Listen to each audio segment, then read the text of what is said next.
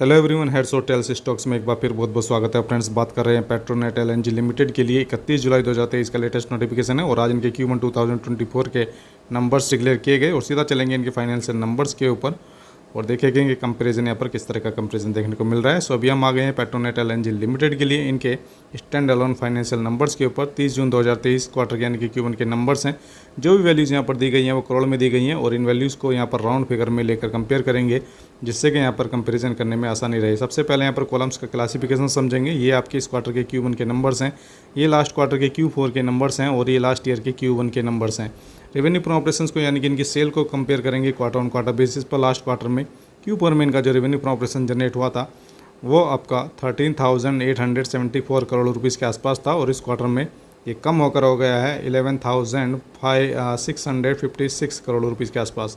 सो यहाँ पर डाउन हुआ है revenue from operations quarter on quarter basis पर और लगभग 16% ये डाउन हुआ है क्वार्टर ऑन क्वार्टर बेसिस पर। और अगर बात करें इसी रेवेन्यू फ्रॉम ऑपरेशंस के लिए ईयर ऑन ईयर बेसिस पर, सो लास्ट ईयर के Q1 में इनका जो रेवेन्यू फ्रॉम ऑपरेशन जनरेट हुआ था वो आपका 14,264 करोड़ रुपीज़ के आसपास था और इस क्वार्टर में इनका जो रेवेन्यू फ्रॉम ऑपरेशन जनरेट हुआ है 11,656 करोड़ रुपीज़ के आसपास है। ईयर ऑन ईयर बेसिस पर भी यहाँ पर डाउन हुआ है इनका रेवेन्यू फ्रॉम ऑपरेशंस और लगभग 18.2% ये डाउन हुआ है ईयर ऑन ईयर बेसिस पर।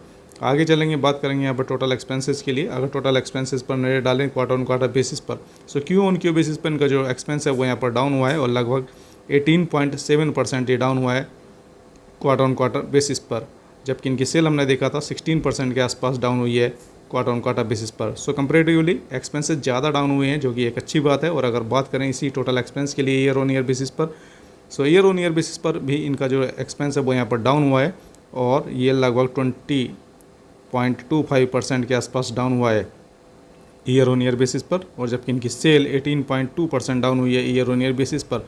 सो ईयर ऑन ईयर बेसिस पर भी एक्सपेंसेस यहाँ पर कंपेरेटिवली ज़्यादा डाउन हुए हैं अगेन, जो कि एक अच्छी बात है। सो लिमिट होते हुए नजर आ रहे हैं एक्सपेंसेस। और अगर बात करें इसी नेट इनके लिए नेट प्रॉफिट की, नेट प्रॉफिट को कंपेयर करेंगे क्वार्टर ऑन क्वार्टर बेसिस पर।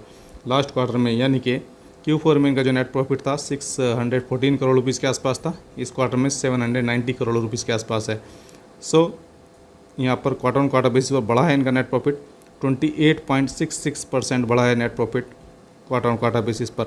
और अगर बात करें इसी नेट प्रॉफिट के लिए ईयर ऑन ईयर बेसिस पर, सो लास्ट ईयर के Q1 में इनका नेट प्रॉफिट 701 करोड़ रुपीज़ के आसपास था और इस क्वार्टर में 790 करोड़ रुपीज़ के आसपास है। ईयर ऑन ईयर बेसिस पर भी नेट प्रॉफिट बढ़ा है और लगभग 12.69% ये बढ़ा है ईयर ऑन ईयर बेसिस पर।